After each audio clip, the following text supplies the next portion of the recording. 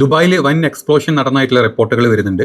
ദുബായിൽ മാത്രമല്ല, അബുദാബിയിലെ air defence system completely activated ചെയ്തിട്ടുണ്ട്. നമ്മൾ ഇന്നലെ വീഡിയോയിൽ പറഞ്ഞതാണ്, അതായത് ബഹ്റൈൻ, കുവൈറ്റ് ഈ രണ്ട് രാജ്യങ്ങളുടെയും ബേസുകളെ ഓൾമോസ്റ്റ് ഇറാൻ തീർത്തിട്ടുണ്ട്. ഇന്നലെ മുതൽ ഇവരെ സപ്പോർട്ട് ചെയ്യുന്നത് അമേരിക്കയും ഇസ്രായേലിനും സപ്പോർട്ട് ചെയ്യുന്നത് UAE, ഖത്തർ, ജോർദാനാണ്. ജോർദാനും ഓൾമോസ്റ്റ് തകർത്തു. പിന്നെ ഒന്ന് ഖത്തറായിരുന്നു. ഖത്തറിൽ 2 ദിവസം മുമ്പുള്ള ആക്രമണത്തിൽ ഖത്തറിൻ്റെ അമേരിക്കൻ ബേസിൽ അല്ലുദൈദിൻ്റെ ബേസിൻ്റെ ഓൾമോസ്റ്റ് ഒരു വലിയ ഭാഗം തീർത്തതായിട്ടുള്ള വീഡിയോസ് നമ്മൾ കാണിച്ചിട്ടുണ്ട്.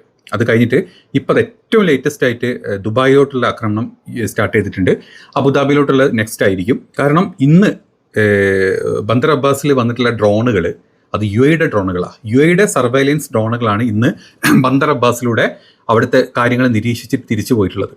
അതായത് എ വീഡിയോ റിപ്പോർട്ടഡ്ലി ഫിലിംഡ് യെസ്റ്റർഡേ, അതായത് ഞാനിപ്പോൾ പറയുന്നത് ഇന്നലെ ഈവനിങ് ആണ് ഈ വീഡിയോ വരുന്നത്. അതായത് ഇന്ന് ഇറാനിൽ നമുക്കറിയാം ഹോസ്പിറ്റലടക്കം, അവിടുത്തെ ഒരു ക്യാൻസർ ഹോസ്പിറ്റൽ, കുട്ടികളുടെ ക്യാൻസർ ഹോസ്പിറ്റലടക്കം ഇന്നലെ അമേരിക്ക പോയി തകർക്കാൻ ശ്രമിച്ചിട്ടുണ്ട്.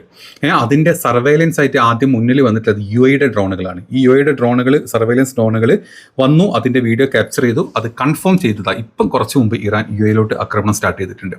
ദുബായിലുള്ള എത്ര ആൾ കേൾക്കുന്നുണ്ട്, കാണുന്നുണ്ടോയെന്ന് അറിയില്ല. പക്ഷേ നമ്മൾ കഴിഞ്ഞ 2 ദിവസമായിട്ട് പറയുന്നുണ്ട്, എപ്പം വേണമെങ്കിലും UAEക്ക് അടി കിട്ടും.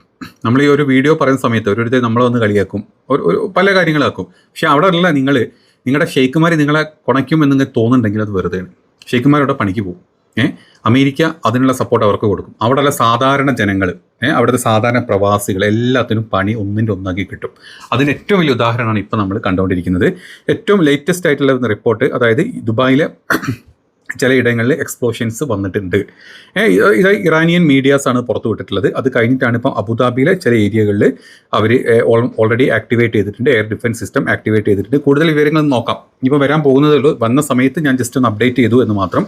കാരണം ഇതിനുള്ള മെയിൻ കാരണം ഇന്നലെ ഇറാനിൽ കണ്ടിട്ടുള്ള സർവൈലൻസ് ഡ്രോണുകൾ അത് UAE മെയ്ഡ് അല്ലെങ്കിൽ UAEയുടെ ഡിഫൻസ് സിസ്റ്റത്തിൻ്റെ സർവൈലൻസ് ഡ്രോണുകളാണ്. ഇനി ഇന്നലെ അവിടുത്തെ അതായത് ഇതുവരെ സിവിലിയൻസിലോട്ട് അറ്റാക്ക് ചെയ്ത് തുടങ്ങിയിട്ടുണ്ടല്ല. സിവിലിയൻസിൽ 35 പേര് ഇന്നലെ ഇറാനിൽ മരണപ്പെട്ടു, 7 സൈനികർ മരണപ്പെട്ടു.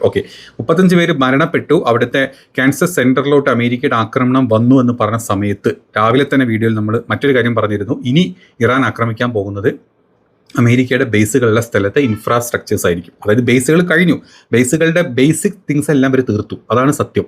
അതായത് വെറുതെ കണ്ണടച്ച് അടിക്കാന്ന് പറയാം. അവിടുത്തെ റഡാർ സിസ്റ്റങ്ങൾ, അവിടുത്തെ ഈ ഫ്യൂവൽ സപ്പോർട്ട് എല്ലാം ഇറാൻ തീർത്തു. ഇനി ഇവരടിക്കാൻ പോകുന്നത് ഇങ്ങോട്ട് അടിക്കുന്ന പോലെ സിവിലിയൻസ് ഉള്ള ഏരിയയിലേക്ക്, അതായത് അവിടുത്തെ ഇൻഫ്രാസ്ട്രക്ചർ, അവിടുത്തെ വൈദ്യുതി, അവിടുത്തെ ജലസംഭരണികൾ, അമേരിക്കൻ ഇൻവെസ്റ്റ്മെൻറ്റ്സ്, ഇതിലോട്ടാണ് ഇനി ഇറാൻ അടിക്കാൻ പോകുന്നത്. വ്യക്തമാണ്, അത് ക്ലിയറാണ്. ഇന്ന് രാവിലെ മുതൽ അടുത്ത അടി കിട്ടാൻ പോകുന്നതെന്നുള്ളത്. രാവിലത്തെ ആ വീഡിയോ ഇട്ട സമയത്തും ആളുകൾ നമ്മളെ കളിയാക്കി. പിന്നെ നടന്നത് തന്നെ ഇപ്പം ഇറാൻ്റെ ഭാഗത്ത് നിന്ന് വ്യക്തമായിട്ടുള്ള ഒരു മുന്നറിയിപ്പ് വന്നിട്ടുണ്ട്. അതായത് a strong warning to Iranian spokesperson ആണ് പറഞ്ഞത്. Central headquarters of sealing of the profit.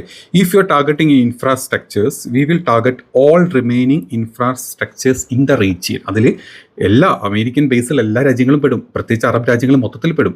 അങ്ങോട്ട് അതായത് UAEയുടെയും അല്ലെങ്കിൽ ഈ പറഞ്ഞ ഖത്തറിൻ്റെയും ഈ പറഞ്ഞ ഇവിടുത്തെയൊക്കെ ഇൻഫ്രാസ്ട്രക്ചേഴ്സ് ആയിട്ടുള്ള വൈദ്യുതി അല്ലെങ്കിൽ ജലസംഭരണികൾ അടിച്ചു കഴിഞ്ഞാൽ പട്ടിണിയായി പോവും. അവിടുത്തെ ആൾക്കാർക്ക് ജീവിക്കാൻ പോലും പറ്റില്ല. ഇറാനെ പോലല്ല, ഇറാൻ അതിനുള്ള ബാക്കപ്പുകൾ ഉണ്ടാക്കിയിട്ടുണ്ട്. അല്ലെങ്കിൽ ഇസ്രായേലും അമേരിക്കയിലുള്ള ബാക്കപ്പുകൾ ഉണ്ടാക്കിയിട്ടുണ്ട്. ഈ GCC കൺട്രീസ് അമേരിക്ക തുണി വെച്ചിട്ട് കാണുമ്പോൾ ഓടിച്ചെന്നിട്ട് കെട്ടിപ്പിടിക്കുന്ന അവസ്ഥ അത് മാറി അങ്ങോട്ട് കിട്ടും.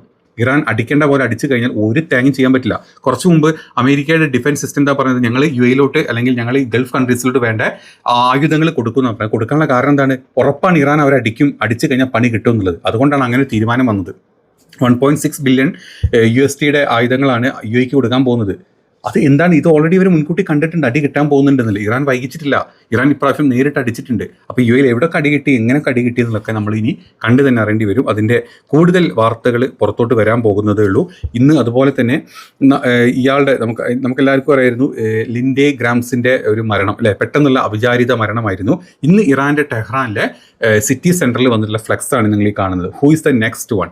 അതായത് റഷ്യയാണോ ഇറാനാണോ ഇയാളെ കൊന്നത് അല്ലെങ്കിൽ ഇയാളെ തീർത്തത് എന്നുള്ള ഒരു ചർച്ച നടക്കുന്നുണ്ട്. അപ്പം നെക്സ്റ്റ് ഇറാൻ്റെ അടുത്ത പോസ്റ്റാണ് നമ്മൾ ഈ കണ്ടുകൊണ്ടിരിക്കുന്നത്. വലിയൊരു സിറ്റി സെൻറ്ററിൽ വന്നിട്ടുള്ള ഫ്ലെക്സാണ് നമ്മൾ കണ്ടിരിക്കുന്നത്. Who is the next one? കാരണം ഇതിൻ്റെ ഭാഗമായിട്ട് ഇറാൻ ഇറാൻ്റെ ഈ തീവ്ര ചിന്താഗതിയിലുള്ള ആൾക്കാർ കുറച്ച് ലിസ്റ്റുകൾ പുറത്ത് വിട്ടിട്ടുണ്ട്. അതിൽ അറബിക്, അതായത് അബുദാബി മുഹമ്മദ് അൽ നഹിയാൻ ഉണ്ട്, ദുബായിയുടെ മറ്റേ ഷെയ്ഖ് മക്തൂം അതിൻ്റെ ഇതിൽ വരുന്നുണ്ട്. അതുപോലെ ഖത്തറിൻ്റെ ഒരു അമീറിൻ്റെ പേര് അതിൽ വരുന്നുണ്ട്.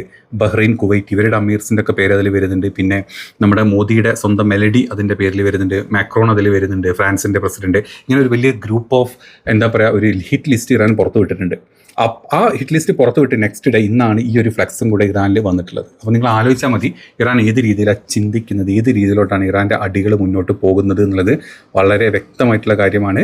ഇന്ന് അതേപോലെ തന്നെ അമേരിക്കയുടെ MQ-9 കൂടുതൽ ഒന്നിലധികം MQ-9 ഡ്രോണുകൾ ഇറാൻ തകർത്തിട്ടുണ്ട്. ആകെ മൊത്തം GCC കൺട്രീസ് ഏത് രീതിയിലോട്ടാണ് ഇനി ഈ ഒരു എന്താ പറയുക ഈ ഒരു യുദ്ധത്തിൻ്റെ ഭാഗമാകാൻ പോകുന്നത് നമ്മളിതാ ഇപ്പം 10 മണിക്കാണ് ഈ വീഡിയോ ചെയ്യുന്നത്. ഇന്ത്യയിലെ 10 മണിക്ക് വരാൻ പോകുന്നത് നമ്മൾ കണ്ടു തന്നെ അറിയേണ്ടി വരും. അപ്പോൾ അവിടുത്തെ ആൾക്കാർ സൂക്ഷിച്ചോളുക, വേറൊന്നും പറയാനില്ല. രാജ്യത്തിന് അതായത് അന്നം തരുന്ന രാജ്യത്തിന് സപ്പോർട്ട് ചെയ്യണം. അത് അന്നം തരുന്ന രാജ്യം ഈ ചെറ്റത്തരം ചെയ്ത് കഴിഞ്ഞാലുണ്ടല്ലോ അതിനെ സപ്പോർട്ട് ചെയ്ത് അവിടെ നിന്ന് കഴിഞ്ഞാൽ 8ൻ്റെ പണി നിങ്ങൾക്ക് കിട്ടും. ജസ്റ്റ് ഒന്ന് ഓർമ്മിപ്പിക്കുക, അത്രയേ ഉള്ളൂ. ഏതായാലും കൂടുതൽ വിവരങ്ങൾ ഉണ്ടെങ്കിൽ നമ്മൾ അടുത്തൊരു വീഡിയോയിൽ ചെയ്യും. ബൈ.